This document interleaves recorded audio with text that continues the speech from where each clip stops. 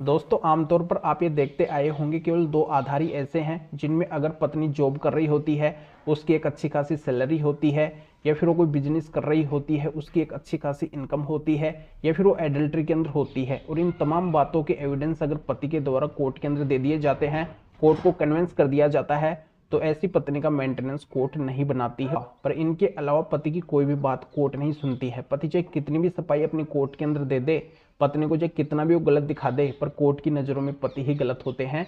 इस वजह से पति के ऊपर मेंटेनेंस लगता है तो लगता ही है, पति की कोई भी सुनवाई कोर्ट के अंदर नहीं होती है। तो ऐसे बहुत सारे सवाल मेरे पास में आते रहते हैं कि सर हमारे ऊपर कोर्ट मेंटेनेंस लगाती है और यहाँ पे हमारे ऊपर मेंटेनेंस लग जाता है, तो यहाँ पे क्या हमारे कोई भी अधिकार नहीं है? अगर पत्नी खुद वहाँ पे मना करती है कि हमें पति के साथ में नहीं रहना है, पत्नी खुद ही नहीं रहना चाहती है, बिना किसी कारण के वो पति से अलग रह रही है, तो ऐसी पत्नी का मेंटेनेंस बनना ही नहीं चाहिए। फिर भी कोर्ट के द्वारा मेंटेनेंस क्यों बना दिया जाता है? हमारी पत्नी हमारे साथ में नहीं रह रही है, हमें छोड़ के हमसे अलग रह रही है, तो उस पत्नी को मेंटेनेंस नहीं मिलना चाहिए। तो ये बहुत ही महत्वपूर्ण जजमेंट मैं आपको इस वीडियो के अंदर बताने वाला हूँ। अब आपको बहुत बड़ा फायदा मिलने वाला है। ये ग्राउंड लगभग हर पति के मामले के अंदर होता है। उसकी पत्नी अगर कोर्ट के अंदर बोलती है कि मुझे पति के साथ में नहीं रहना है, तो उस पत्नी का मेंटेनेंस अब नहीं बनेगा। तो ये क्या मामला है, इसकी जानकारी मैं इस वीडियो के अंदर बताऊंगा। पर आपको करना क्या है, वीडियो को बिल्कुल अंत तक देखना है, तभी पूरी जानकारी समझ में आएगी। और ये आपका अपना चैनल है, इसको अगर आप अब तक सब्सक्राइब नहीं करे हैं तो पहले आप इसको सब्सक्राइब कर दीजिए और साथ में बेल आइकन को भी दबा दीजिए। तो चलिए शुरू करते हैं। तो वेलकम दोस्तों, मैं हूं आपको अपना एडवोकेट जितेंद्र।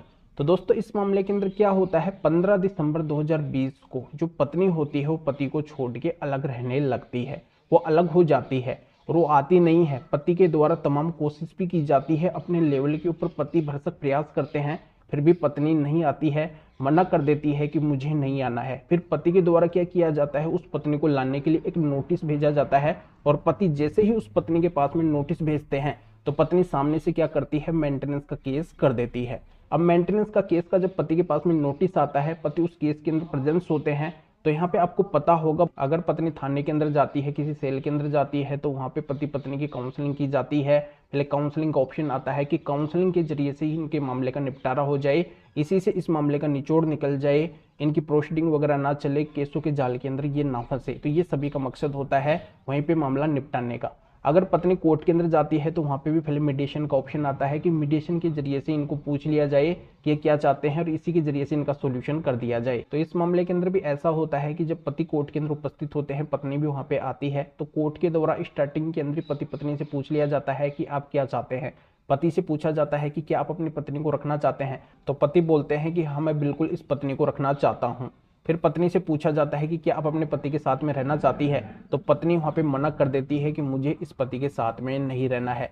फिर पत्नी से कोर्ट के द्वारा पूछा जाता है कि आप अपने पति के साथ में क्यों नहीं रहना चाहती है, तो पत्नी बिना वजह के आरोप लगाती है, पर किसी भी आरोपों के वहां पे एविडेंस नहीं दे पाती है, किसी भी बात को पत्नी साबित नहीं कर पाती है कि उसके साथ में गलत हुआ है। इसका मतलब ये है कि पत्नी बिना किसी कारण के ही वहां पे बोल रही है कि मुझे पति के साथ में नहीं रहना है। इसी बात को ध्यान में रखते हुए कोर्ट के द्वारा पत्नी के मेंटेनेंस केस को पूरी तरह से खारिज कर दिया जाता है कि पत्नी यहाँ पे अनिच्छा जता रही है, उसका बिल्कुल भी लगाव नहीं है अपने पति के प्रति।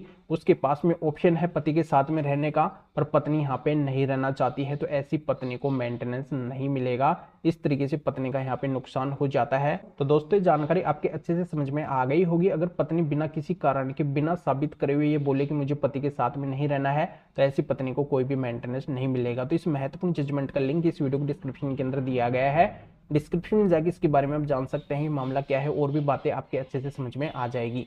तभी आपको वीडियो को लाइक करना है और शेयर भी करना है, जो और लोगों तक जानकारी पहुंच सके। अगर आपकी किसी भी तरीके की कोई भी कानूनी समस्या है तो स्क्रीन के ऊपर मेरे व्हाट्सएप नंबर शो हो रहे हैं, इसके ऊपर व्हाट्सएप मैसेज करके अपॉइंटमेंट बुक करवा के डायरेक्टली मेरे से कॉल के ऊपर बात कर सकते हैं। अपनी किसी भी तरीके की कोई भी कानूनी समस्या है तो उसका समाधान मेरे से जान सकते हैं।